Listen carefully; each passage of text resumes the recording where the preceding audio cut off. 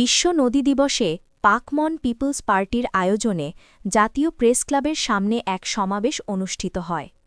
সভাপতিত্ব করেন পার্টির সভাপতি মোহাম্মদ জাহিদুল হক জাহেদ।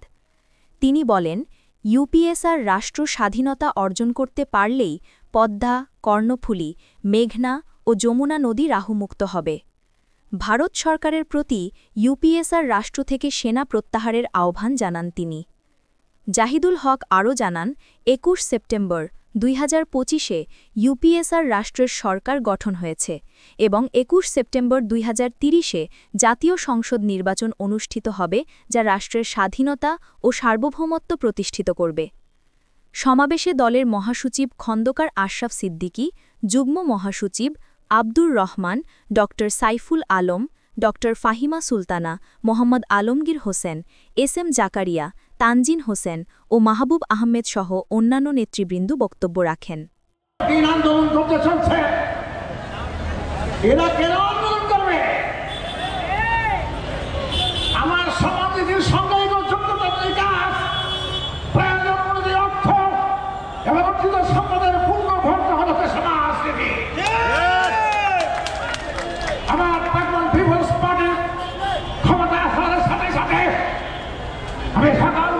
শিক্ষককে প্রতি মাসে তাদের বেতন বর্তমান থেকে বৃদ্ধি করে ৫০,০০০ টাকা প্রতি মাসে বেতন দেওয়ার জন্য ঘোষণা করছে।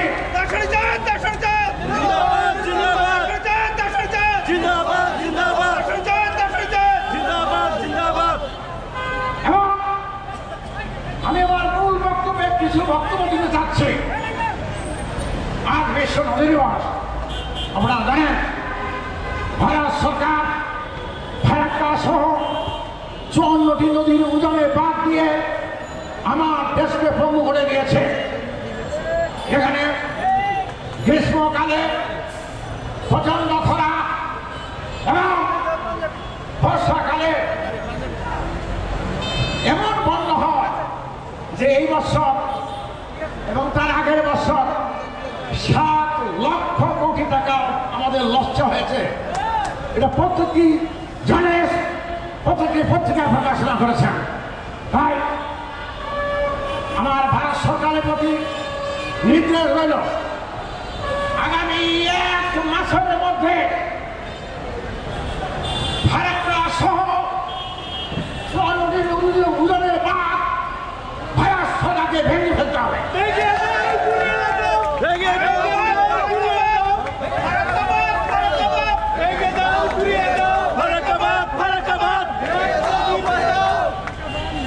আমি এই প্রসঙ্গে বলতে চাই, আমরা একটি পরাধীন জাতি। আপনারা জানেন, সুদীর্ঘ ২০০ বৎসর আমাদের ব্রিটিশ যুক্তরাষ্ট্র শাসন করেছে।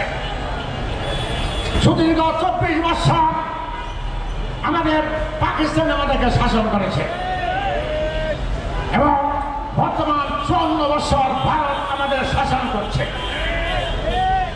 আমরা তাদের স্বাধীনতার সার্বভৌমত্বে যে প্রতিবন্ধক সৃষ্টি করছে, তার জন্য আমি ওই ৩টি দেশকে হুঁশিয়ার করে দেওয়ার চাই।